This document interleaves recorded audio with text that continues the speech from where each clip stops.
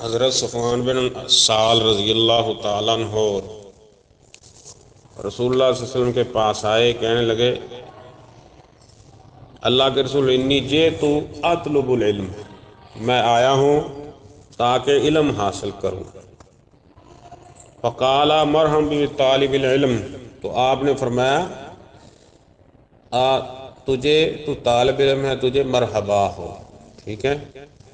اس لیے اس حدیث پہ عمل کرتے ہوئے میں آپ کو بھی مرحبا اور موسٹ ویلکم کہتا ہوں۔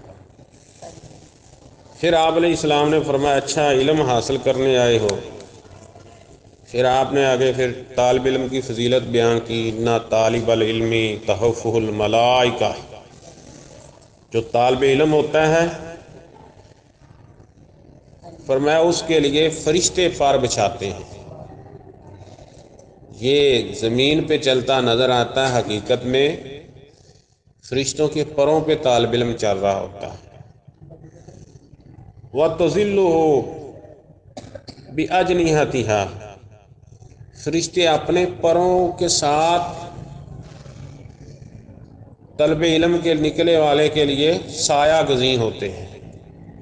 اللہ سایہ ایسا کرتے ہیں کہ یرکب بعضها بعضا، اتنی جستجو کے ساتھ خوشی محسوس کرتے ہیں اپنے طالب علم پر سایہ کرنے میں کہ ایک دوسرے کے اوپر چڑھ جاتے ہیں۔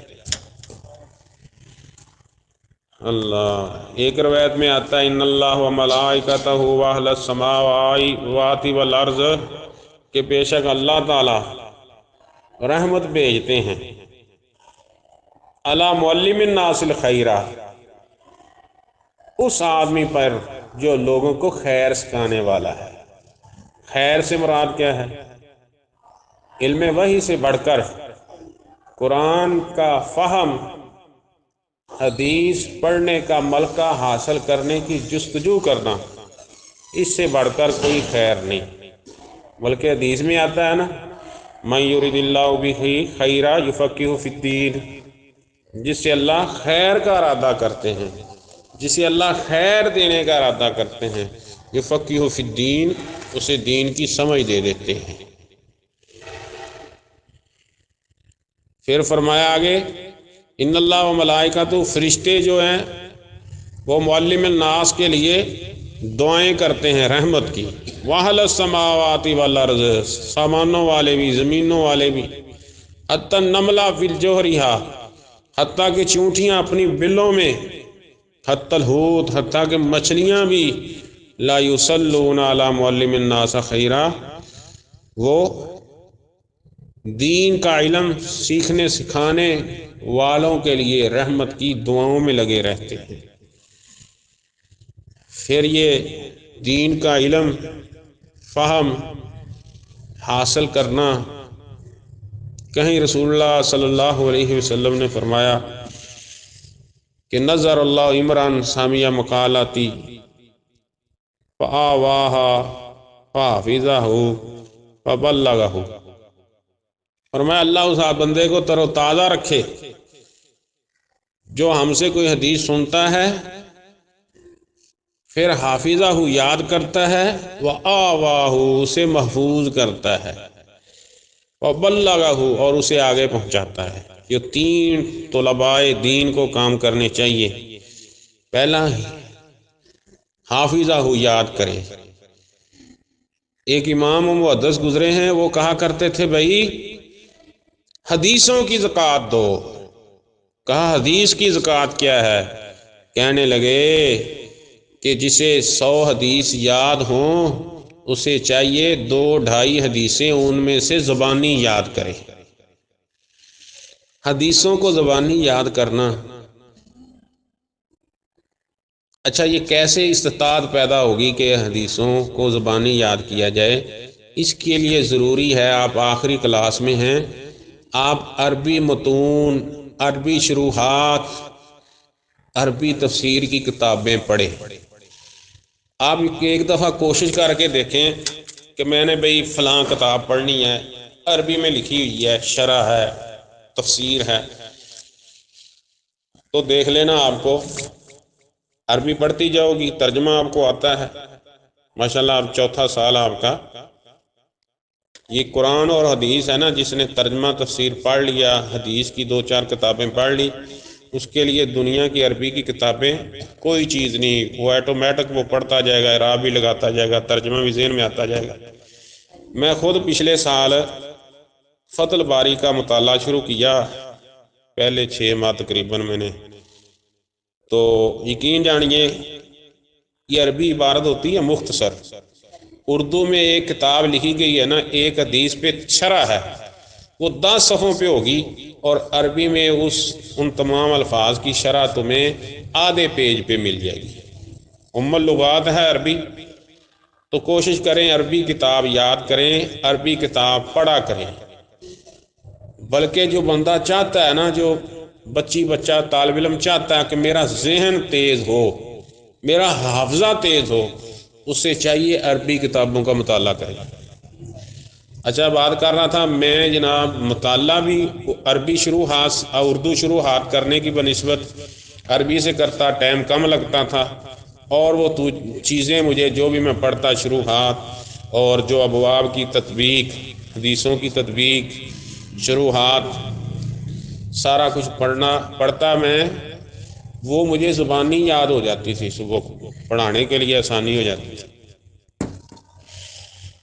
तो क्या बात, हाफिज़ा हो, याद भी कीजिए।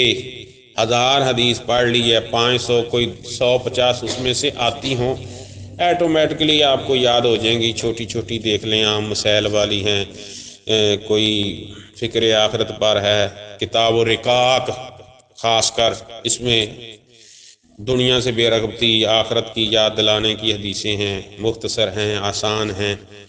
कोशिश किया करें हदीसें थोड़ी बहुत याद करें, कहीं दरस देने का मौका मिल जाता है। फ़आवाहु, उसे महफूज कर लिया, वबल्लगहु, तो उसे महफूज करना है, उसे उसका तर्जमा, उसकी शरह फ़हम तुम्हें पूरी तरह आना चाहिए। वबल्लगहु, फिर तीसरा काम करना है, उसे आगे पहुँचाना है। ये 3 काम हैं। अल्लाह ताला हमें तौफीक दे। आप पढ़ भी रही हैं, उसे महफूज कर रही हैं, याद कर रही हैं, जाने के बाद आप एक मुबल्लगा और मुबल्लग इस्लाम बनकर आप निकलें, लोगों के लिए, मुआशरे के लिए आप दुनिया आखिरत की भलाइयाँ बखेरने वाले साबित हों। वक़्त के ज़िया से बचना है, ये आपका आखिरी साल बड़ी अहमियत का हामिल है। यकीन जानिए, आप शायद सोचती हों कि उस्ताद साहब वैसे बातें करते रहते हैं।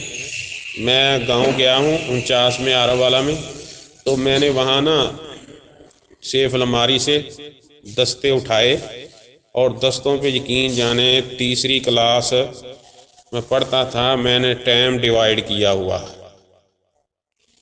टाइम डिवाइड किया। हदीस में 2 घंटे पढ़नी, 9 से रात 11 बजे तक। असर के बाद जी शरह इब्ने अकील पढ़नी है, घंटा एक मुताला होता था, सर्दी हो गर्मी हो, असर के बाद भी, मगरब के बाद ये पढ़नी। फिर भी मैंने ये डिवाइड करने के बाद 20-30 मिनट फिर मैं बचा लेता था आम मुताला के लिए। वक़्त ज़ाया करना हो तो मिनटों में ज़ाया हो सकता है, ज़ाया करनी हो चीज़ कोई मुश्किल नहीं है, संवारने पे टाइम लगता है। पहले उलमा मुहद्दिसीन की सीरत पढ़िए। इमाम बुखारी रहमतुल्लाह अल बारी, जिनका आपने आप इस साल दर्स लेना है, उनकी उम्र कितनी थी? अभी 10 साल थी। तो अपने शेख इमाम मोहम्मद बिन सलाम बेकंदी के पास तालीम हासिल करने, दरस हदीस लेने आते थे इमाम बुखारी रहमतुल्लाह अल बारी। 10 साल की उम्र है तो अपने उस्ताद बेकंदी के पास आया करते थे इल्म हासिल करने। एक दिन ऐसे हुआ कि इमाम बुखारी अभी क्लास ख़त्म हुई है, चले गए हैं उस्ताद के पास से उठकर, इतने में एक मेहमान आ जाता है इमाम बेकंदी के पास।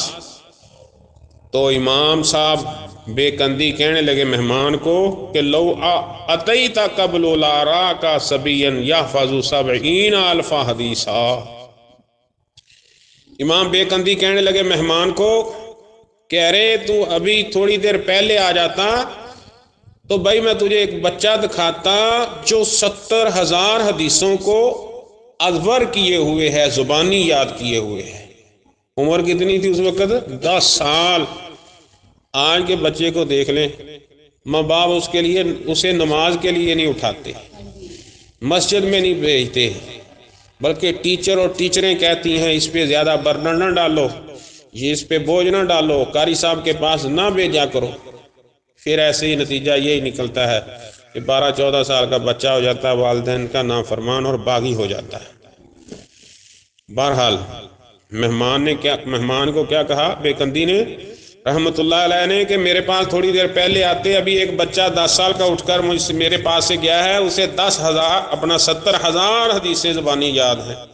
مہمان کے دل میں جستجو پیدا ہوئی اور چل دیے امام بخاری کا اتا پتہ پوچھ کر، امام بخاری کے دروازے پہ دستک دی اور پوچھا حضرت جی آپ کے استاد نے بتایا آپ کو 70,000 حدیثیں یاد ہیں۔ اللہ اکبر۔ امام بخاری کہنے لگے مجھے یاد ہی نہیں، راویوں کے ترجمے بھی یاد ہیں۔ ترجمے راویوں کے کیا معنی کہ راویوں کا حسب نسب، جائے پیدائش، اس کی ڈیٹ آف برتھ کیا ہے اور اس کی تاریخ پیدائش کے ساتھ ساتھ ان کا سن وفات کیا ہے، تمام چیزیں، نام و نسب، ہر چیز مجھے یاد ہے 70,000 حدیثوں کے راویوں کے متعلق۔ اللہ اکبر۔ پھر اسی طرح دیکھیں اسلاف نے وقت کیسے لگایا۔ آج تو انٹرنیٹ ہے جناب، فیس بک ہے، کتنے گھنٹے بھی رات 9 بجے سے بستر پہ لیٹے ہیں، کنڈی لگائی ہے، دروازے کو اندر بیٹھے ہیں، لگائی ہوئی وائی فائی لگائی ہوئی ہے، یہ وہ سارا وقت کو ضائع کرنے والے لوازمات بروئے کار ہیں، وقت ضائع کیا جا رہا دھڑا دھڑ۔ اسلاف کی سیرت پڑھیے۔ ایک دن امام طبری رحمۃ اللہ علیہ شاگردوں کو کہنے لگے میرا دل کرتا ہے کہ میں کوئی تفسیر کی کتاب ہی لکھ دوں۔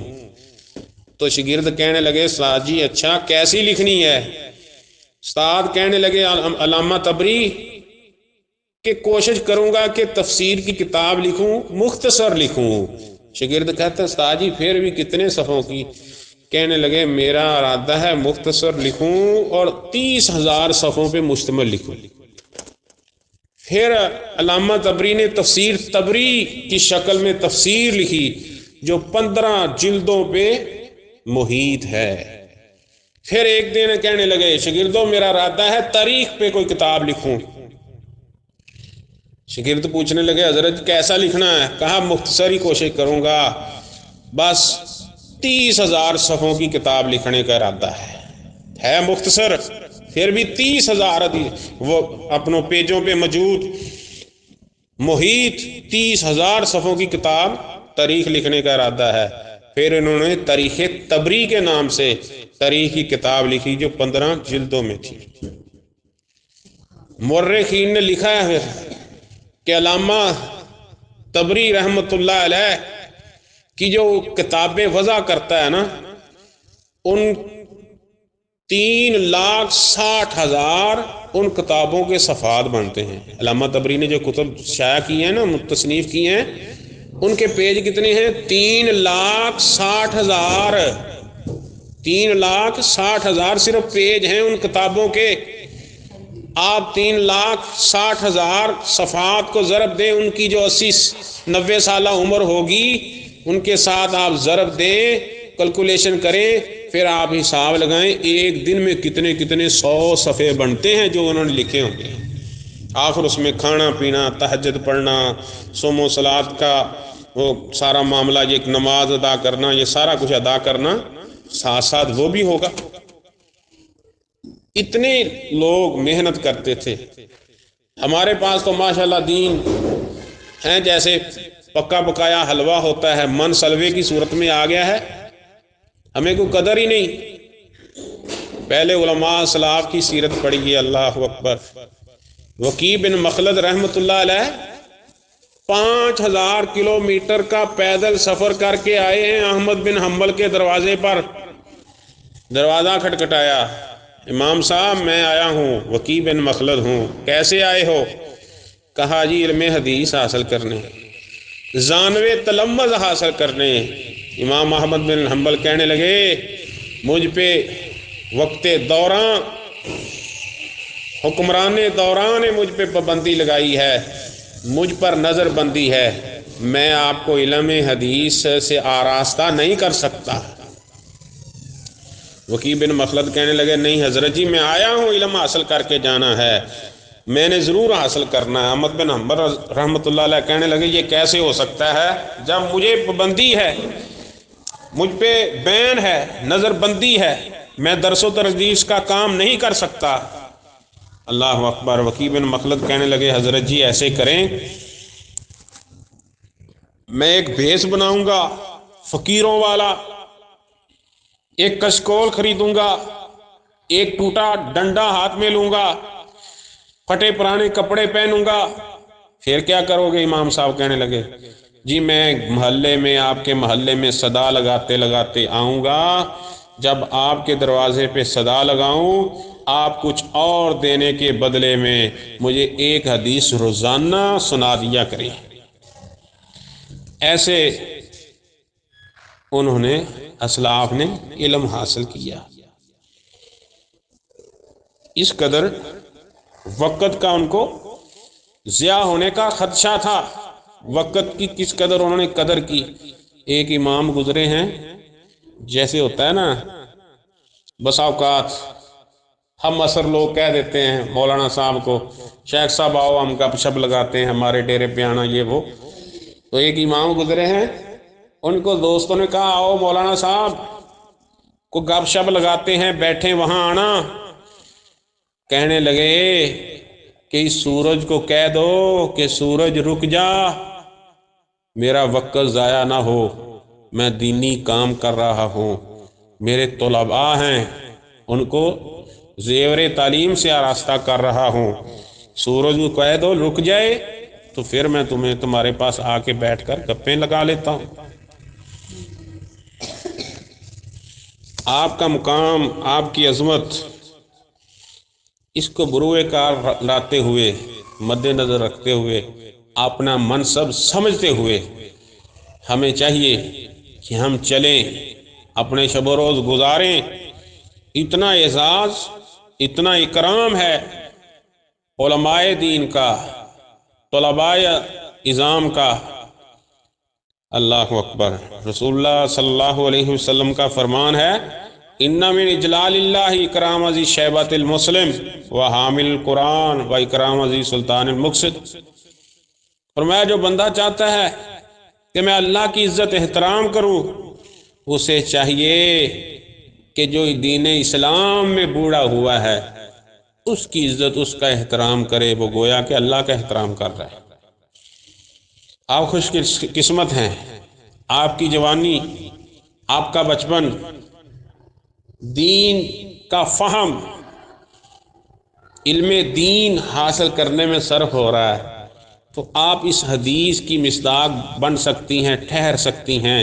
آپ کی بچپن، آپ کا جوانی، آپ کی جوانی یہ گزر رہی ہے دین اسلام کے لیے، تو آپ کا جو بڑھاپا ہے ایٹومیٹکلی دین اسلام پہ چلتے چلتے گزرنا چاہیے اور موت آنی چاہیے۔ پھر آپ اس کا مصداق ٹھہریں گی کہ اکرام ذی شیبۃ المسلم، مسلمان بوڑھا آدمی، اس کا احترام کرنا گویا کہ اللہ کا احترام کرنا ہے۔ پھر یہ آپ کا بڑھاپا، یہ بھی کل قیامت کے دن نور کا سبب بنے گا، جس کے لیے اللہ کے نبی دعا کرتے رہے، علماء اعظام اسلاف دعائیں کرتے رہے۔ دوسرا فرمایا حامل القرآن، حامل قرآن جو قرآن کو اٹھانے والا ہے، حفظ کے لیے ادارے میں آ گیا، مدرسے مسجد کا رخ کیا، وہ حامل قرآن ہے۔ قاری قرآن نہیں کہا، اس کی تو عظمت شان اس سے بڑی ہے۔ قاری قرآن پہ اللہ تعالیٰ ایسا تاج سر پہ رکھیں گے، اتنی روشنی ہوگی، اس قدر اس پہ اوپر نورانی تاج ہوگا، والدین کے ساتھ جنت کے میخانوں میں ہوگا، اور اس کمرے کی، اس پلازے کی روشنیاں ایسی ہوں گی اس تاج کی وجہ سے جیسے 14ویں کا چاند ہو۔ اور یاد رکھیے، آپ ہمارے لیے اور اپنے والدین کے لیے بہت بڑا ذخیرہ آخرت ہے۔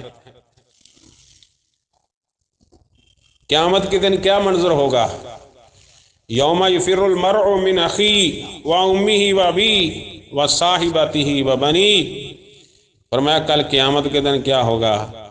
بھائی بھائی سے بھاگے گا، ماں اپنی اولاد سے، آج ماں کو بچے کے ساتھ کس قدر پیار انس ہے، یہ اولاد سے بھاگے گی، باپ اولاد سے بھاگے گا، بیوی خامد سے، خامد بیوی سے، بیٹا باپ سے، باپ بیٹے سے بھاگے گا۔ کیوں؟ بھائی بھائی سے بھاگے گا کہ کہیں یہ بھائی مجھے اللہ کے کٹہرے میں کھڑا نہ کر دے کہ مجھ پہ اس نے یہ ظلم زیادتیاں کی۔ ماں اولاد سے بھاگے گی کہ مجھے میری پکڑ نہ ہو جائے، میری اولاد نہ مقدمہ دائر کر دے میں اللہ کے حضور میرے خلاف۔ باپ بھاگے گا میری اولاد ان پہ کیے جانے والے مظالم اس کا مقدمہ دائر نہ کر دے۔ لیکن اس حالت میں جو طلباء علماء دین ہیں، ان کے والدین کا کیا حشر ہوگا؟ جس وقت رب نفسی کا عالم ہوگا، ہر بندہ دوسرے سے جان چھڑانے کے لیے بھاگے گا، اس دن جو علماء ہیں، قاری قرآن ہیں، دین کا علم جنہوں نے حاصل کیا، کالا و کالا رسول کی چٹائیوں پہ بیٹھ کے صدائیں لگائی، کل قیامت کے دن اللہ تعالیٰ ان کو اور ان کے والدین کو جنت میں اکٹھا کر دے گا، میدان حشر میں اکٹھا کر دے گا۔ یہاں بس نہیں، فرمایا الماہر بالقرآن بالکرام البررہ، کل قیامت کے دن ماہر بالقرآن جو ہے، ماہر بالقرآن، حافظ بالقرآن نہیں کہا ماہر کہا ہے، یعنی جو قرآن کی قرات کو بھی جانتا ہے، پھر قرآن کے آیات ہیں اس کا ترجمہ، اس کی تفسیر جانتا ہے، اس کے سبب نزول کا اسے علم ہے، پھر اس کے جو تعارض، کہیں متعارض آیات آ جاتی ہیں حدیث کی روشنی میں، اس کا تعارض کا حل تلاش کرتا ہے، ایسا عالم آدمی کل قیامت کے دن فرشتوں کے ساتھ ہوگا۔ اللہ پھر سیدنا عثمان رضی اللہ تعالیٰ عنہ کی میں نے حدیث پڑھی، خیرکم من تعلم القرآن وعلمہ، بہترین وہ ہے تم میں سے جو قرآن سکھاتا ہے اور سیکھتا ہے۔ تو قرآن کب سیکھا جا سکتا ہے؟ جب قرآن کے ساتھ ساتھ حدیث کو بھی پڑھا جائے، حدیث کو بھی سمجھا جائے۔ کہیں یہ نہ کہہ دینا کہ یہاں تعلم القرآن آ رہا ہے تو وہی تعلم القرآن آیا ہے جی، من تحفظ القرآن نہیں آیا۔ تو علم القرآن میں حفظ ہو جائے وہ تو سونے پہ سہاگا ہے، ورنہ قرآن کا فہم اور صحیح ملکہ حاصل ہونا ضروری ہے۔ فرمایا وہ بہترین ہے جو قرآن سیکھتا اور سکھاتا ہے۔ اس کے راوی دور دماغ رسول اللہ صلی اللہ علیہ وسلم کے عثمان بن عفان رضی اللہ تعالیٰ عنہ ہیں، انہوں نے قرآن کے ساتھ کس قدر لو لگائی، مورخین لکھتے ہیں ایک دفعہ وطروں میں کھڑے ہیں، انہوں نے پورے قرآن کی تلاوت کر دی۔ ہم پڑھتے تو کم از کم 12-14 گھنٹے 30 پاروں کو پڑھنے پہ لگنے تھے، لیکن عثمان کا رضی اللہ تعالیٰ عنہ کا دل کے ساتھ، اپنا قرآن کے ساتھ دلی لگاؤ اس قدر ہے کہ وطروں میں قرآن پورا پڑھ دیا، اس قدر رواں دواں ان کی زبان پہ قرآن تھا۔ صرف حدیث نہیں سنا دی رسول اللہ صلی اللہ علیہ وسلم کی، پھر قرآن کے متعلق کام کیا ہے۔ یہی ہیں جو جامع القرآن کہلائے ہیں۔ جب اپنا قراتوں میں اختلاف ہوا، فتوحات ہوئی، قراتوں میں اختلاف ہوا، تو سیدنا عثمان نے تمام کو ایک قرات پہ جمع کیا، جو آج کل ہمارے عام قرات مروج ہے، اس پہ جمع کیا اور اس کے 6-7 نسخے لکھوائے اور مختلف بڑے بڑے شہروں میں بھیجے۔ اس قدر لو تھی، قرآن کے ساتھ دلی لگاؤ تھا، حتیٰ کہ جب شہادت ہوئی ہے تو قرآن ان کی گود میں تھا، اب تک وہ قرآن اس کے اوپر سیدنا عثمان کے چھینٹے خون کے پڑھنے والے ابھی وہ صحیفہ نسخہ محفوظ ہے، ان کے ہاتھ میں ہمیشہ قرآن رہا کرتا تھا۔ اچھا یہاں ایک بات بتا دوں، آج کل میڈیائی دور ہے تو کہتے ہیں لو سیدنا عثمان 90 سال کی عمر تھی، تو جب گھر کا محاصرہ کیا، کئی دن محاصرہ رہا، تو سیدنا عثمان رضی اللہ تعالیٰ عنہ نے اپنا خلافت نہیں چھوڑی، خلافت چھوڑ دینی چاہیے تھی۔ تو اس کا مطلب یہ ہے کہ نعوذ باللہ صحابہ خلافت کے عہدے کے حریص تھے، نعوذ باللہ ایسی بات نہیں۔ خلافت نہ چھوڑنا، جامع شہادت نوش کر لینا، یہ بھی دلیل ہے سیدنا عثمان کے تمسک بالکتاب و سنہ کی۔ کیا رسول اللہ نے فرمایا تھا سیدنا عثمان کو؟ عثمان ان اللہ یکمسک قمیصا، اللہ تجھے ایسی قمیص پہنائے گا، لوگ اسے اتارنے کی کوشش کریں گے تو اسے اتارنا نہ کسی کے لیے، یعنی اس قمیص سے مراد عہدہ خلافت تھا، تو انہوں نے اس پہ حدیث پہ عمل کرتے ہوئے رسول اللہ نے فرمایا تھا یہ خلافت والی قمیص تو اسے اتارنے کی لوگ کوشش کریں گے، تو تم کسی کے لیے یہ اتارنے کے لیے تیار نہ ہونا۔ ان کا قرآن کے ساتھ حدیث کے ساتھ کس قدر دلی لگاؤ تھا کہ شہید ہو گئے لیکن خلافت نہیں چھوڑی، کہ رسول اللہ صلی اللہ علیہ وسلم نے آپ علیہ السلام کو حکم دیا تھا۔ اور اللہ تعالی ہمیں یہ باتیں سن کر عمل کرنے کی توفیق عطا فرمائے، سارا سال دلی لگاؤ کے ساتھ بخاری شریف پڑھنے کی، مطالعہ کرنے کی توفیق عطا فرمائے، اور مجھے پڑھانے کی توفیق عطا فرمائے۔